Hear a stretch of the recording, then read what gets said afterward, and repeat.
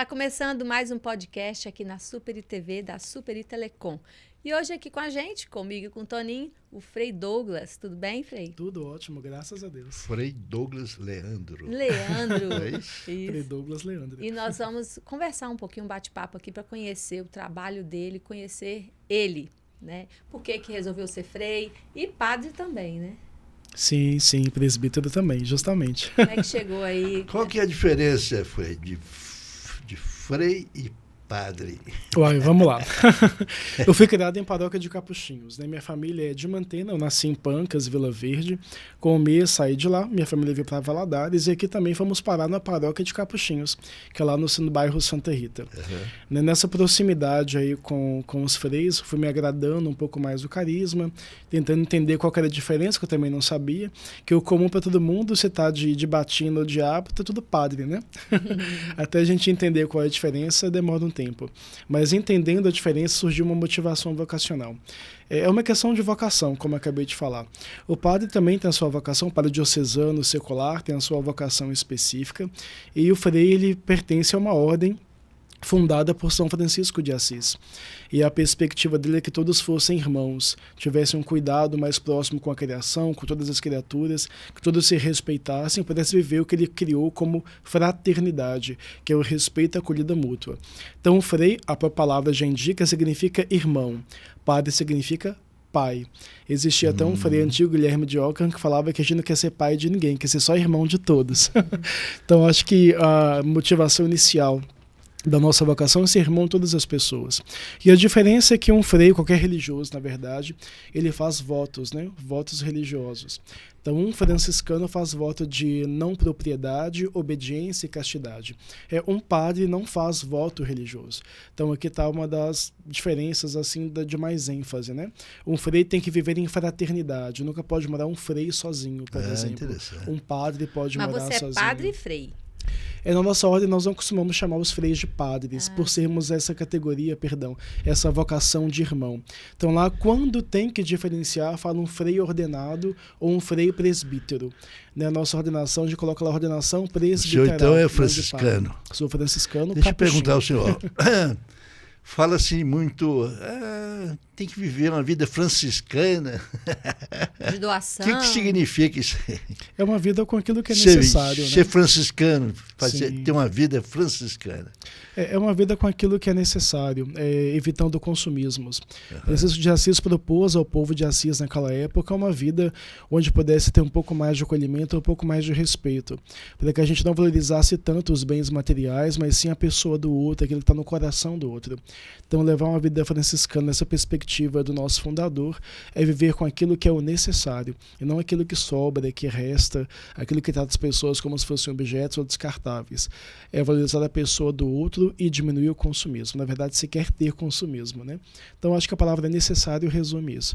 Levar uma vida franciscana, respeito, acolhida e o necessário para viver, claro, com honestidade, com justiça e respeitando aí cada pessoa, cada irmão e irmã. E o frei pode celebrar a missa? Aí sim, também, depende. Porque a nossa vocação, como falava anteriormente, é ser irmão. Então, quando você ingressa na Ordem de São Francisco de Assis, você tem a formação para ser frei, para ser irmão, você vai conhecer as fontes franciscanas, que é uma obra onde conta como foi a vida de São Francisco, tem as cartas próprias de São Francisco, de Santa Clara, conta como foi a origem dos primeiros irmãos. Você vai ler essa obra, vai ler as constituições, que é a nossa forma de viver a regra de São Francisco de Assis, vai ter uma experiência mais próxima de hospitais, abrigos, asilos, creches, deixa eu perguntar ao senhor, trabalhando com tudo isso. Eu conheço um pouquinho do São Bento. Ora e labora. Sim. Qual que é o lema dos capuchinhos? A fraternidade, sempre. A Nós somos uma ordem de missionários, a nossa missão é com o povo, por isso sempre a fraternidade, tanto dentro de casa quanto fora de casa. Se eu estou com o povo, agindo em suas necessidades, eu estou vivendo aí essa motivação inicial do nosso fundador. Deixa eu perguntar ao senhor. E como é que está o povo hoje, na sua avaliação? Depende do povo. Uai, em Valadares, cheguei aqui novamente em janeiro deste ano, né? Eu fiquei 11 anos fora de Valadares. Então, a cidade que eu deixei é uma, cidade que eu encontro hoje é outra totalmente diferente. Agora, o que não muda... Está melhor ou está pior? É isso que ia dizer. O que não muda, infelizmente, é essa questão da pobreza e da miséria, que me parece que nas grandes periferias da nossa cidade ainda está na mesma perspectiva. Entenda quando eu falo isso. Tá certo. Quando a gente vai na periferia e vê que tem pessoas com condições de ter ali seu alimento todo dia, está tudo muito bom. Isso é honesto, isso é justo, é muito bonito. Né? Ter condições, ter vida digna. Só que hoje nem todas as pessoas ainda têm essas condições.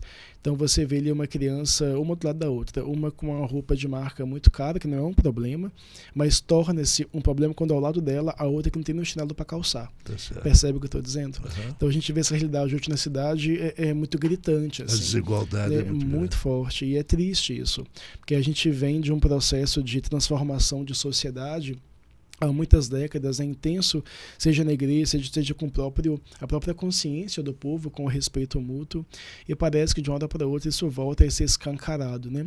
Claro que aqui a gente pode falar de vários motivos possíveis, claro. Mas eu acho que o que conta muito nessa partilha nossa hoje é aquilo que a gente tem no coração quanto caráter, valor e virtude, que não tem que ter grandes nomes ou status para fazer o bem a todas as pessoas. Agora, uma das frases boas de Francisco é essa: paz e bem. Promover isso com toda a sociedade. O que a ordem, né, franciscana faria para melhorar ou diminuir essa desigualdade? Uhum. Que na visão sua? Sim, por séculos a nossa ordem vem aí agregando e trazendo pessoas a obras sociais e projetos sociais.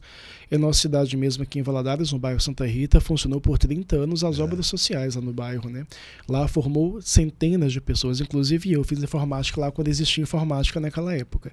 Né, e muitas pessoas foram formadas por lá. Então, nosso trabalho hoje, ele se conduz nessa perspectiva de proporcionar ao povo que nos rodeia uma vida digna e saudável e de elaborar, criar uma consciência nessas pessoas de nunca desistir, de sempre se formar e buscar algo maior para ir crescendo na vida para si mesmo, não para o outro. Porque hoje há várias ofertas, né, seja de várias empresas, do governo mesmo, para cursos, né, gratuitos. Naquela época não tinha. Então, era a nossa forma de poder colaborar com a sociedade. Hoje, nessa cidade, a gente colabora apenas dessa forma ainda, que é concedendo espaço de recreação, espaço de arte, espaço de convivência e, quem sabe, quando for necessário, mais uma vez, ajudar nessa colaboração de criação de cursos para a nossa sociedade. Além das pastorais também que existem na paróquia, no Santuário de Santa Rita. Você saiu daqui, de Santa Rita, foi para BH? Sim, foi para Patos de Minas no início. Patos de Minas, depois você foi para BH e depois você retornou e está em Santa Rita. Eu morei em Patos, Uberlândia, BH, Teresópolis, Rio de Janeiro, Juatuba e Mas agora aqui. Frei, o senhor mencionou aí as obras sociais do Santa Rita. Eu acompanhei bastante, na época, o Frei Marim. Sim, um grande frade. Ele era um frei muito ligado a essa parte social e parte esportiva, entendeu? Jogava bola bem para burro.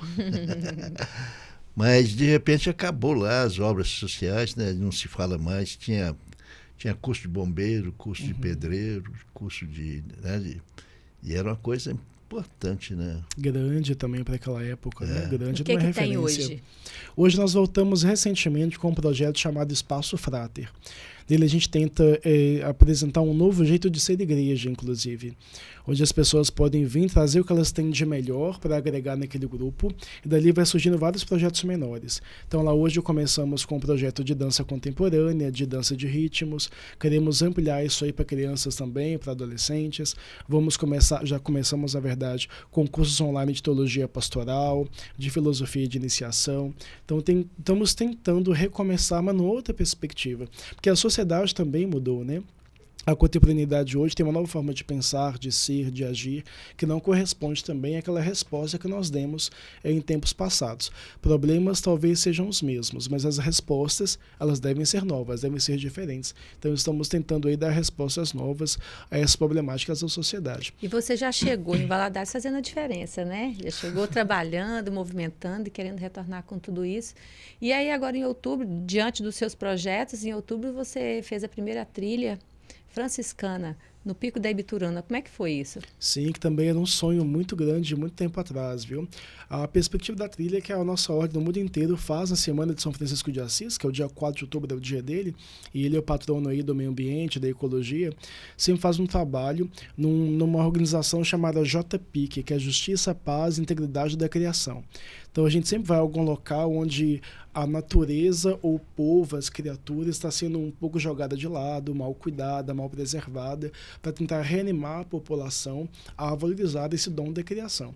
Então aqui a perspectiva foi a mesma. Fizemos a trilha no dia 8 de outubro. Foi muito emocionante porque a gente já preparou um evento para 100 pessoas inicialmente. Assim que fechamos as inscrições, apareceu mais pessoas querendo participar e abrimos mais 3 dias. Aí bateu 270 inscrições. E no dia do evento, contados ao dedo, tinha 327 pessoas. Essa trilha consistia em quê? Consistia numa subida a Ibituruna? Sim, nós subimos literalmente na trilha da Ibituruna, ali um pouco depois do Parque Municipal, naquela parte mais íngreme. Foi uma penitência também para muita gente que não conhecia a Ibituruna, que não conhecia a trilha. Subimos até o pico, ao chegar lá tomamos um café e rezamos a missa também, em frente à Capela de Nossa Senhora das Graças. Que para a gente também é importante voltar a valorizar esse espaço que é nosso. Nós temos um espaço muito bonito na cidade, que poucas pessoas conhecem, então a motivação também é isso, da acessibilidade, acesso às pessoas de conhecer nosso maior patrimônio cultural, que é a Ibituruna, e também de ver lá a nossa Capela das Graças, como que ela foi feita, qual é a história, que muita gente ele deu a vida para aquele lugar. Então é bom retomar o nome dessas pessoas, retomar a história. Me parece que nós estamos muito carentes hoje de história, sabe? As pessoas estão pegando qualquer fragmento por aí, acham que é história, mas não é verdade. Tem que aprofundar, tem que ler, tem que saber se é isso mesmo. Tanto a história do Pico da Ibituruna, da Santa, quem levou lá, como foi descoberta, como da própria cidade, né? Eu falava recentemente com um amigo que essa cidade, Valadares, na fundação dela há os capuchinhos também. E pouco se fala disso na cidade. No brasão da cidade há um tal franciscano. Né? Claro que a origem vem da devoção de Santo Antônio, que os capuchinhos também ajudaram a mobilizar na cidade, mas pouco se fala. O que tem dessa história é apenas uma escola, ali no bairro de Luz, chamada Frei Angélico de Câmpora, que é o que sobrou da história dos capuchinhos quando chegou em Valadares. Mas a história é muito maior. Então acho que recuperar a história nos ajuda a repensar a vida e a reconstruir aquilo que pra gente é importante. E até escrever um livro, né? Quem sabe você, senhor, escreva um livro aí futuramente, né, Toninho, contando essa história que está perdida. Qual foi a participação dos freiras na construção da cidade? No século XVIII houve o que a gente chamava de frades ambulantes. Eram os capuchinhos que vinham de fora do país para tentar catequizar, evangelizar, dar uma vida mais digna às pessoas, seja a indígenas ou para o povo mesmo de colônias. Então eles chegaram aqui na região do Vale do Rio Doce, em várias cidades, como a nossa, Itambacuri, Peçanha, onde hoje é Módica, por causa dos frades também, que era o Frei de Módica, então ficou Módica, Nova Módica, Frei Inocêncio. Então, por causa também dos capuchinhos, que vocês também eram um capuchinho. Enfim, passamos por aqui. Houve um frade, não vou recordar o nome dele agora, que criou um dicionário da língua indígena também, naquela época. Então, toda essa história passa pela nossa ordem. Frei Ângelo não é da sua região? Aham. Eles falavam Padre Ângelo, Conselheiro Pena ali, não? Também existe. Mas acho que esse é outro padre, né? Diocesano, né? Padre Ângelo, ali. Cuiaté Velho, ali perto ali. Sim. Diz que conhece a região ali. Sim, eu conheço. Tem uma história grande dele ali. A terra da Vanilza é entre Miami e Boston. É Conselheiro Pena mesmo. Então tem muita história ali. E tem muita dessa história que você está contando. Tem um livro que foi lançado agora do José Araújo. E o Aruf também conta no livro dele parte dessa história. Tem muita história. Tem. E bonita, né? Os capuchinhos calçaram ruas, fizeram escolas, hospitais, creches, abrigos, né? Então é bom retomar isso. Não para a vanglória da ordem, mas para perceber que existem pessoas de bom coração memória, aí que valorizaram, né? Memória, e que acreditaram que o mundo podia ser melhor. Então é bom retomar isso. E até mesmo para poder ser explicado, por exemplo, quem quer ser um frei, né? Como que é um frei? É diferente de padre. Para ser frei tem que estudar muito mais, é muito mais tempo, né? Para ser frei, a gente estuda 3 anos iniciais, né? Que a gente chama de apostolado e noviciado. Após o noviciado, a gente faz a profissão religiosa, que é a emissão dos votos de não propriedade, castidade e obediência. Depois que se torna um frade, você vai escolher como vai servir a ordem e a igreja. Então, há freiras que escolhem ser psicólogos, médicos, enfermeiros, professores, padres. Então, para a gente, é uma das vocações específicas de cada irmão. Um frei não é obrigatoriamente um presbítero, como a gente fala, um padre. Ele pode abrir-se aí a diversas possibilidades, como existem hoje, né? Eu mesmo hoje também sou presbítero, padre, como fala popularmente, mas a gente não gosta de chamar a gente de padre, porque a nossa vocação é ser irmão. Francisco também não gostava disso, então a gente mantém o nome frei, mas também trabalho com arte, eu sou dançarino, trabalho com educação, gosto de dar aula, então existem várias possibilidades dentro da ordem, várias, graças a Deus. Frei Marinho, que era um grande esportista, até hoje gosta muito dessa área, e tantos outros irmãos que passaram por aqui, que trabalhavam, ensinaram o povo a costurar, a mexer com bordados de alguma forma, a mexer com computador, a própria arte, a própria construção, enfim, sempre houve frades dedicados a várias áreas específicas do conhecimento humano, e isso é muito bem visto pela nossa ordem. Vocês têm mosteiro também? Nós chamamos de convento. Todas as nossas casas é convento ou fraternidade. Alguns chamam de casa paroquial, né? Mas quem mora em casa paroquial é padre diocesano. Que aqui não tem, Valadares não tem. Convento tem no Santa Rita. Frei e freira mora em convento. De fazer o mosteiro aqui em Valadares? Lá na Bituruna, claro. Nosso povo é um povo de muita fé. E acredito que vai engajar muitas pessoas nessa proposta, a gente divulgar, disseminar essa ideia, que o mosteiro ajuda a gente a centrar a nossa oração.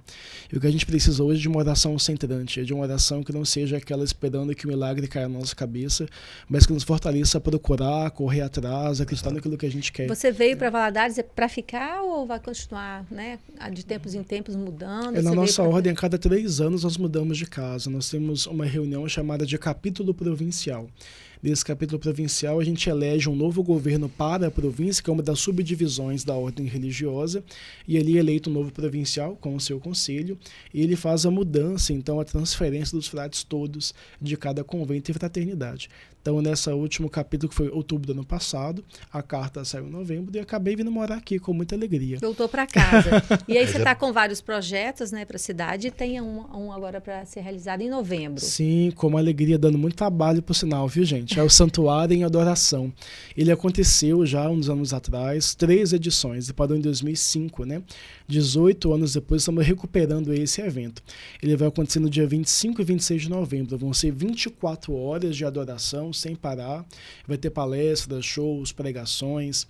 Vamos trazer a Ana Gabriela, a Rosa de Saron, a Ariana Subtil. Dar um spoiler, vai ter banda Dominus também com a gente, mais algumas pessoas também da igreja. Então vai ser um evento muito grandioso, um investimento muito grande. A nossa ideia é trazer de volta ao coração do povo essa fé inabalável, que respeita o outro, que acolha, onde a nossa oração possa ser essa oração gratuita, uma oração que brota do coração sem esperar nada em troca, mas simplesmente por amar o Senhor, por amar a igreja, amar as pessoas e estar ali junto. Essa é a nossa proposta, 24 horas sem parar, 25 e 26 de novembro. Um evento grande que vai precisar de patrocinador. Muitos, por favor, ajuda a gente. Porque, como você havia dito antes, você queria que fosse gratuito, e não tem condição, porque as bandas cobram para vir, né? São shows, são pagos e precisa. Então você falou aí que vai ser um custo o menor possível, né? Sim, sim. Para quem está trabalhando comigo nesse evento, sabe o quanto eu chorei. Quando a gente... Chorar é modo de falar, né? Porque eu queria realmente um evento gratuito. Tudo paga, né? Para tudo hoje tem que pagar alguma coisa, até na igreja também, misericórdia, né?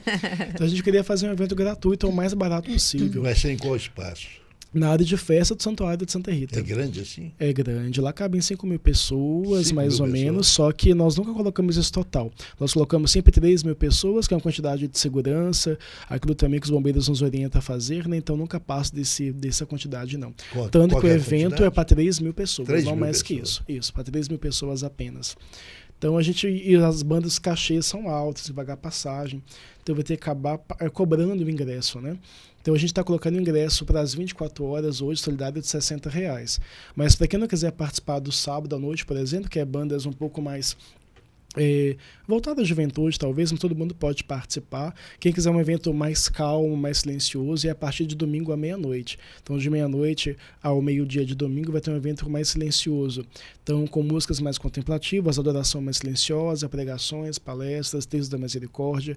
Então, para quem for só no domingo é R$10, mais 1 quilo de alimento não perecível. Quem quiser o evento inteiro, R$60. Quem quiser só o domingo, R$10 mais 1 quilo de alimento. Só que o domingo nós não vamos vender antecipadamente, é só na hora, sujeito à lotação.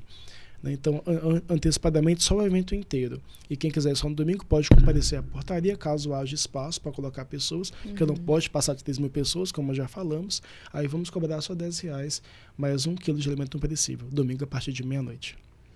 E vem aí mais projetos, né? Com certeza. Você chegou na cidade vem sim. Né, Toninho? Queremos fazer um acampamento também ainda, né? Lá na área onde vai ser o possível mosteiro, para o povo também conhecer, ter um contato lá com a área, ter um laço afetivo com aquele espaço. Acho que a gente tem que aproveitar muito a nossa Ibituruna, né? Ali é um lugar muito espirituoso, né? Um lugar de muita paz, né? Então, sair desse barulho da cidade, subir aquela serra, para a gente é uma alegria. Propomos a trilha e agora, quem sabe, aí o acampamento, mas é para o ano que vem. A ideia inicial seria dezembro, só que o mês muito chuvoso. Esses conventos da capuchinhos, né? Eles vivem como, assim, para se manter? Doações, colaboração das paróquias e trabalho dos frades. Como eu falava antes, muitos frades trabalham fora, né? E eu mesmo trabalho fora. Então dão aula, são enfermeiros, trabalham com diversas coisas diferentes por aí, né? Então a gente vive disso. Assessorias, conferências, palestras. Eu estou perguntando porque teve um religioso lá de Brasília, né? Que se propôs a ficar no mosteiro. E a especialidade dele é a fabricação de cerveja. É uma congregação aí. Sim. Bom citar isso, porque nós também no Brasil temos uma fábrica de vinhos. Fica no Rio Grande do Sul, em Vila Flores. Os capuchinhos lá, quando chegaram no Rio Grande do Sul, para manter o convento, alguns chamavam de seminário naquela época, começaram a fabricar vinhos. E cresceu tanto, virou uma fábrica enorme, Cave dos Frades. Conheçam depois. Ele não era frei, não. Tinha outra designação. Não era padre, tinha... Ele chegou lá na Ibituruna, nossa, mas que dá para fazer uma fábrica de cerveja. O projeto do mosteiro já existe, né? Já existe, o projeto existe, já tem autorização para construção. Só falta o dinheiro. Falta, sabe o que é? Falta o mais difícil, né? Reerguer a ideia do mosteiro, entendeu? Então, o senhor, o Frei Douglas, é realmente a pessoa que pode ajudar muito na questão do mosteiro, entendeu? Vamos lá, estamos animados. O que eu puder fazer.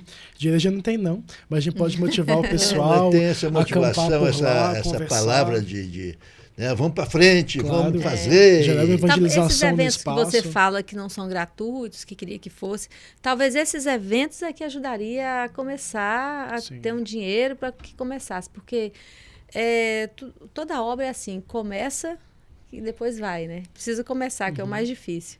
Então as pessoas veem, tipo assim, já está começando, tem alguma coisa ali, é mais fácil você tocar.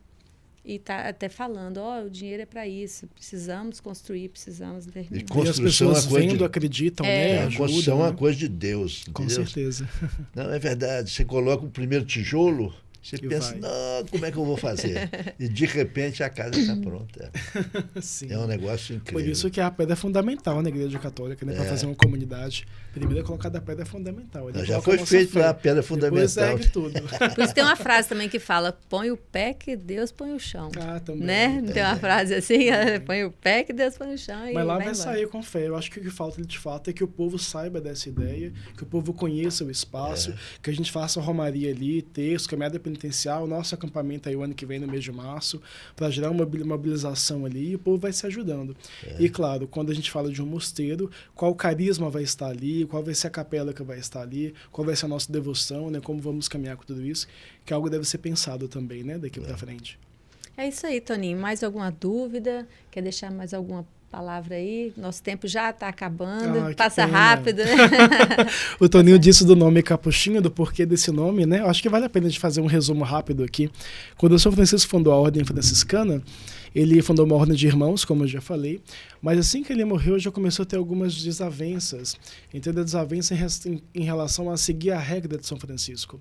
Então começou a surgir pequenas reformas dentro da própria ordem que ele fundou.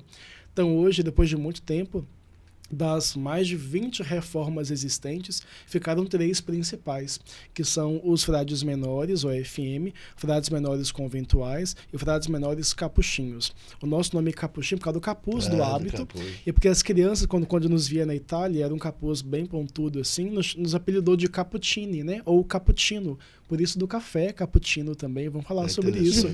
O beato Frei Marco de Aviano, ele certa vez foi enviado para dispersar uma guerra, né, entre os países islâmicos, enfim. E ficaram muitas sacas de café ali. E os italianos pegaram aquelas sacas de café, levaram para casa, mas era um café muito amargo, bem diferente do café que eles tinham lá na região deles. Então o Frei teve a ideia excelente de colocar nata e mel naquele café e bater aquele café.